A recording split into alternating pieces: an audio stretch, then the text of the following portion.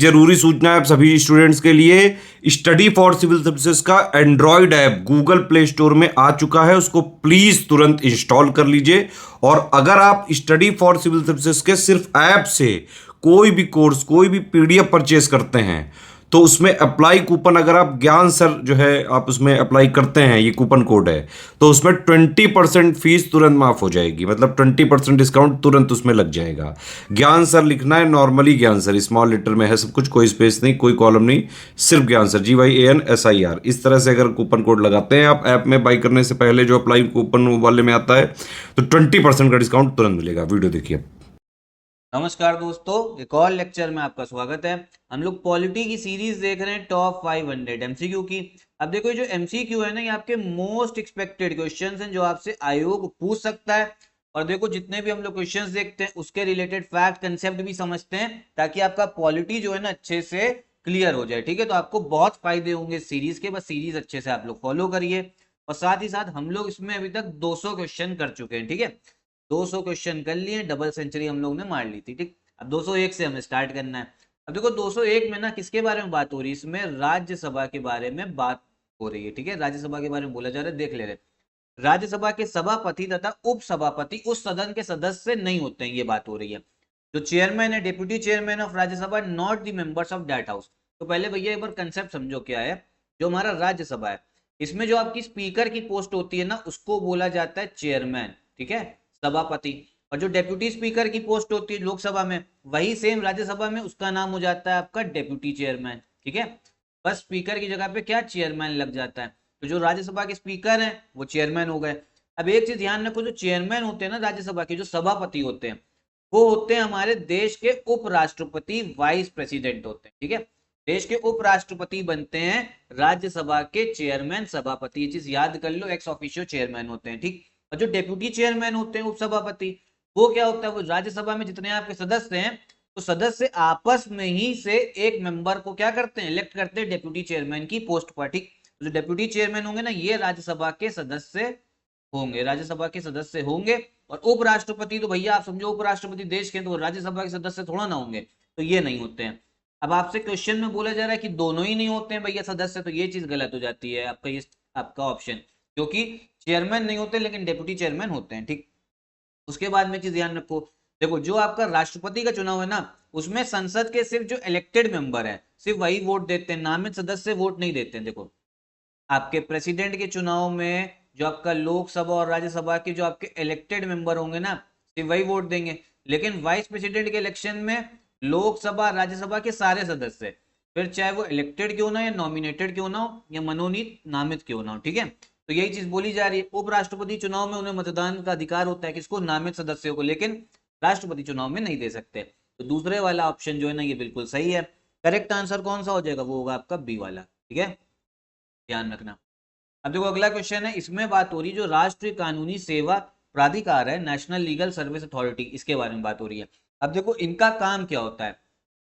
Suppose करो भैया, दो लोग के बीच में मुकदमा हुआ, ये काफी अमीर आदमी है, और जिनके साथ मुकदमा हुआ ये काफी जो है गरीब है। ठीक, अब हुआ क्या, इन दोनों के बीच में मान लो कोई, आप समझो लड़ाई झगड़ा हो गया, तो ये क्या हुआ, दोनों चले गए कहाँ पे, दोनों चले गए आपके कोर्ट चले गए। तो भैया कोर्ट में ये खुद ही अपना केस थोड़ा ना लड़ेंगे, कोर्ट में तो इनका केस लड़ेगा भैया वकील।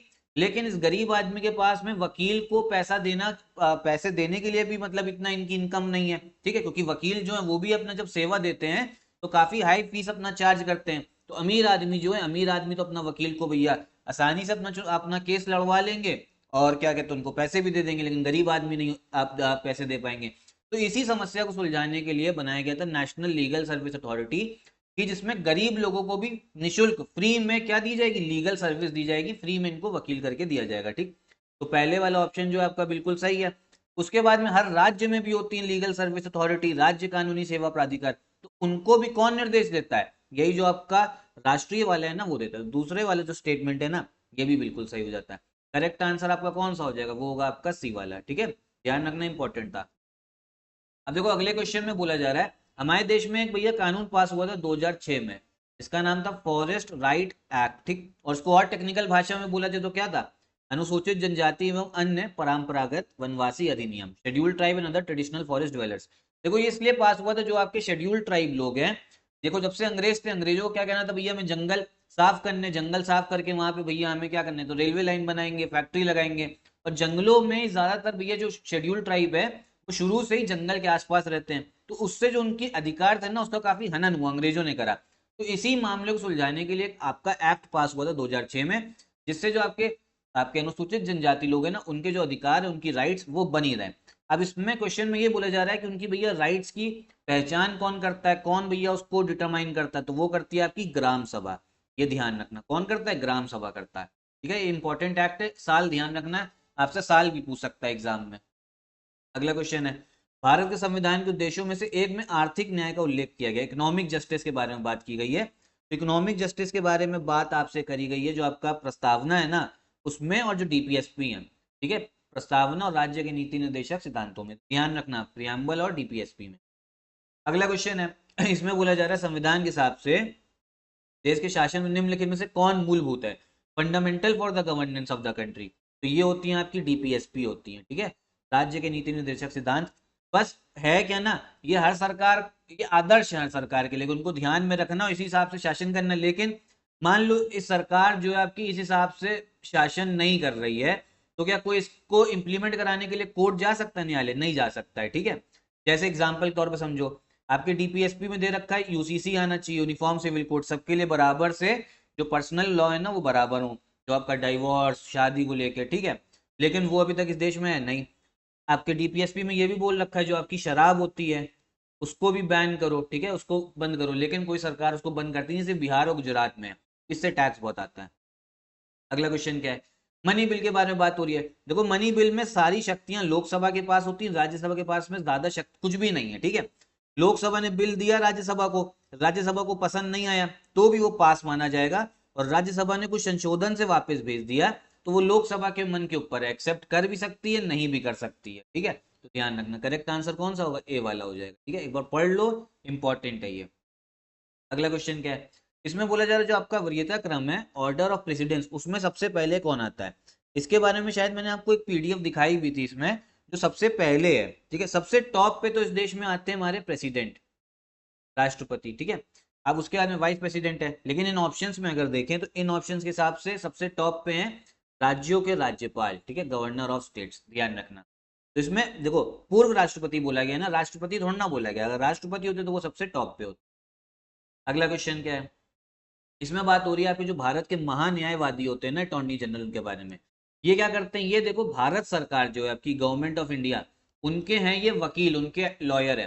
भारत सरकार का कोई केस अगर मान लो सुप्रीम कोर्ट में गया तो उनका केस कौन लड़ेगा, वो अटॉर्नी जनरल लड़ते हैं।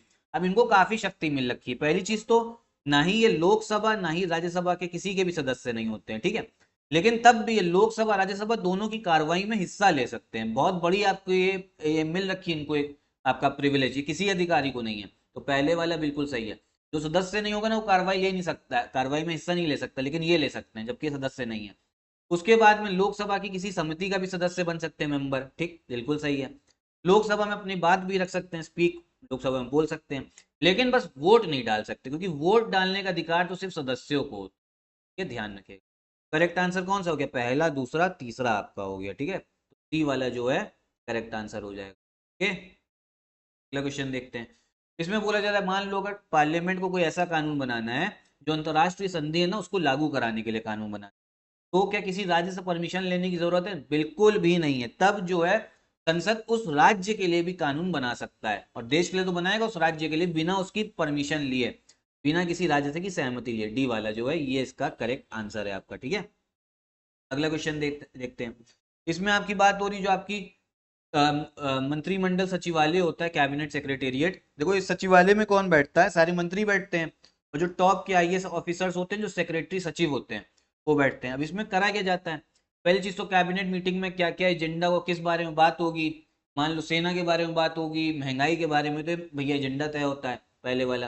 बैठकों के लिए कार्य सूची तैयार करना, फिर भैया मंत्रियों को क्या करना, सेक्रेटेरियल असिस्टेंस देना, सचिवालय सहायता, जो आपके सचिव हैं जो आईएएस ऑफिसर हैं। दूसरे वाला बिल्कुल सही है, पहला भी सही दूसरा भी सही, तीसरे वाला गलत है, क्योंकि भैया इनके पास में वित्तीय संसाधन वो बांटने का कोई अधिकार नहीं है, वो तो आपका सिर्फ वित्त मंत्रालय बांटता है, ठीक है।